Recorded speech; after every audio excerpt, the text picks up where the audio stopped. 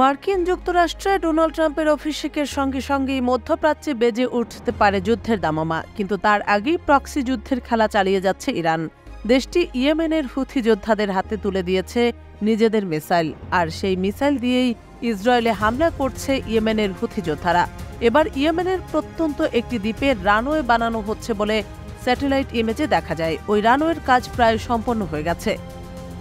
বার্তা সংস্থা এপি এক প্রতিবেদনে জানিয়েছে, ভারত মহাসাগরের বুক চিরে ভেসে ওঠা আবদ আল কুরসি দ্বীপে এই রানওয়ে বানানো হচ্ছে।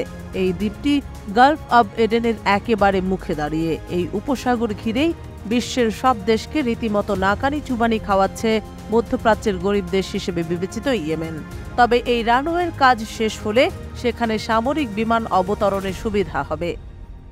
এই রানওয়ের মাধ্যমে গালফ অফ এডেন ও লোহিত সাগর হয়ে চলাচলকারী জাহাজের সুরক্ষা নিশ্চিত করা সম্ভব হবে। পাশাপাশি ইরানের অস্ত্র চোরাচালানও কমে যাবে, কারণ বিশ্লেষকদের মতে এই অঞ্চল দিয়েই অস্ত্র চোরাচালান করে থাকে ইরান। ধারণা করা হচ্ছে এই রানওয়ে নির্মাণ করছে সংযুক্ত আরব আমিরাত।